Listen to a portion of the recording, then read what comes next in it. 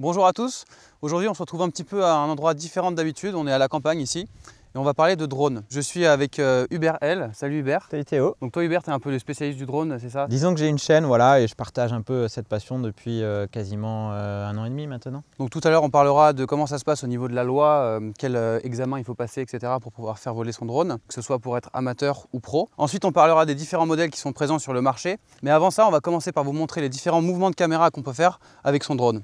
Allez, c'est parti. Allez.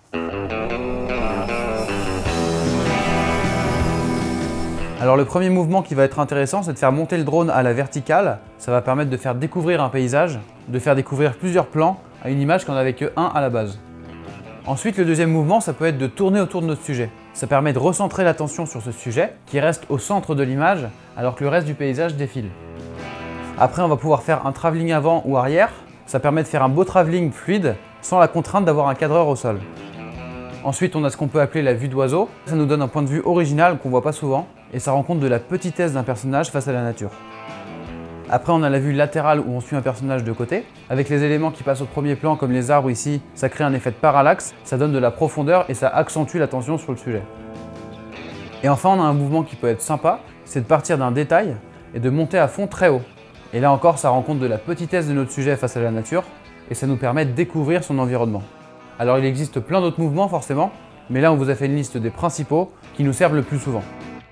Alors maintenant que vous connaissez les différents mouvements qu'on peut faire avec un drone, on va vous parler des différents modèles qui sont présents sur le marché. On a combien de gammes à peu près qui sont présentes sur le marché en termes de drones? Je vais prendre DJI parce que c'est quand même le leader au niveau du marché de loisirs. Moi je les classerais en 3 catégories. Tu as vraiment la catégorie Spark, qui est vraiment le drone d'accès à l'activité, on va dire.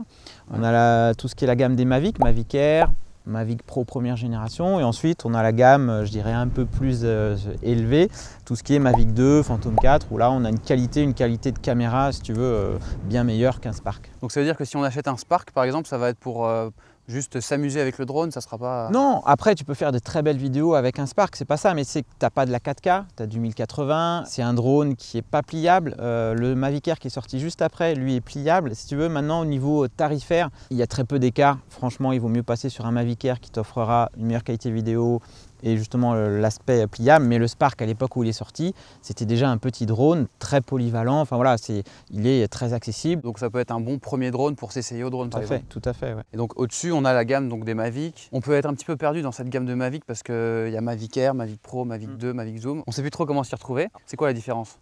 Mavic Air, c'est, on va dire, le modèle pliable de base, voilà, qui est, je pense, le drone le plus commercialisé, pour le loisir, avec une très bonne qualité.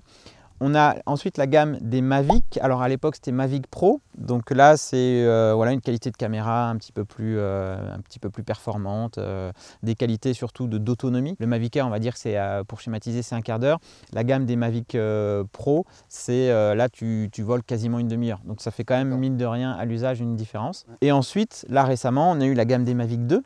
Donc c'est une évolution des Mavic Pro si tu veux. Ouais. Au sein de cette même gamme Mavic 2, ils ont sorti une variante avec 2 caméras différentes. Donc c'est la même structure, le Mavic 2, mais tu as le Mavic 2 Zoom ou le Mavic 2 Pro. Donc sur le Mavic Zoom, c'est un zoom optique. Voilà, tu peux zoomer, je crois que c'est 1,4 fois, si je dis pas de bêtises, voilà, sans perte de qualité. Si tu fais des plans lointains et si par exemple animalier, le zoom va être plus adapté, je pense, justement pour aller zoomer dans des prises de vue. Donc toi, celui que tu as aujourd'hui, c'est un Mavic 2 Pro, c'est ça? 2 Pro, ouais, tout à fait. Celui-là, en termes de qualité, c'est le meilleur des Mavic. Voilà, oui, on peut dire ça, ouais. Donc finalement, ça sert à quoi d'avoir un Phantom par rapport à un Mavic? Un Phantom, on voit que c'est très encombrant, alors que le tien, tu le tiens dans ta main. Alors il y a une petite chose au niveau de la prise de la captation, c'est que le Phantom filme en 4K 60 fps, ce qu'il n'y a pas sur le Mavic 2. On va dire que c'est une des grosses différences, sinon le reste au niveau de la qualité d'image, c'est vraiment très proche. Au niveau de l'ergonomie et de l'encombrement, il n'y a pas photo. C'est quand même parce que le Mavic, donc, il rentre dans un sac à dos facilement. Celui-là, on peut rien replier. On peut enlever les hélices bien évidemment, mais ça fait quand même un certain volume. Et ça fait aussi de la mise en place à chaque fois que tu voles ou que tu te poses. Il faut enlever les hélices, le ranger, alors que là, tu as juste à déplier, hop, et ensuite c'est parti, quoi. Donc les hélices, elles sont tout le temps dessus. Ouais, moi je les laisse tout le temps dessus. Franchement, au niveau mise en place, au niveau pratique, c'est vraiment pour moi le meilleur compromis actuellement. Alors là, on a parlé que de la marque DJI, donc le Spark, le Mavic, le Phantom. Mais est-ce qu'il y a d'autres marques sur le marché qui sont présentes? Alors, il y a Parrot avec l'Anafi qui a sorti ça donc il y a très peu de temps. C'est un petit drone qui est atypique, on va dire, qui se situe plus dans la gamme Mavic Air, entre un Mavic Air et un Mavic Pro. On a de la 4K, très bonne qualité d'image, mais il n'a pas de capteur de détection. C'est un drone très léger, il fait 320 grammes, je crois. C'est un peu un hybride, si tu veux, c'est encore pareil, c'est en fonction de l'utilisation de chacun. Ça va être un drone qui va être très petit, très léger, que tu vas pouvoir sortir comme ça très rapidement et qui va t'offrir une très bonne qualité vidéo, mais tu n'auras pas toutes les assistances au pilotage que tu peux trouver sur un DJI. Et en termes de prix, il se positionne En termes de prix, c'est à peu près l'équivalent d'un Mavic Air, à peu de choses près. Alors Hubert, il y a un autre critère à prendre en compte quand on achète un drone, c'est au niveau de la loi. Donc si le drone fait plus de 800 ou moins de 800 grammes, il va y avoir des répercussions. Voilà.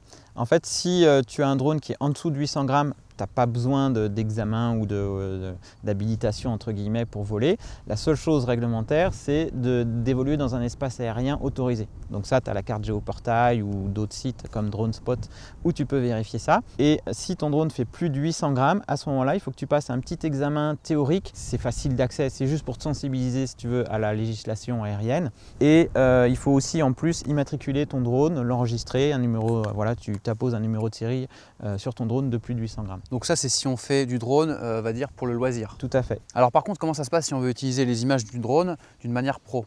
Alors à partir du moment où il y a commercialisation, enfin où il y a utilisation autre que dans ton activité loisir, tes images, si elles servent donc pour du support publicitaire ou même si une association te les demande, tu dois être donc télépilote professionnel. Et là, c'est une formation théorique et une formation pratique et qui t'habilite après justement à commercialiser tes rushs. Alors donc ça, c'est quel que soit le poids de ton drone? Alors quel que soit le poids de ton drone, à partir du moment en fait où tu commercialises, on va dire, tes images. Ouais. Donc toi Hubert, tu as passé la formation pro, c'est ça? Oui, tout à fait. Et donc comment ça se passe concrètement?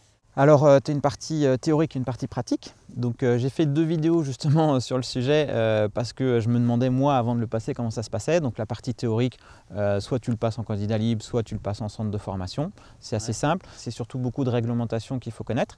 Et ensuite, la partie pratique, où là, tu es en centre de formation et on te fait piloter plusieurs drones, différents types de missions, etc. etc. En tant que pilote pro, le plus difficile, ce n'est pas franchement le pilotage, c'est plus tout ce qui est partie réglementation et autorisation que tu dois demander si tu dois filmer en ville ou des choses comme ça ou autour où il y a du monde.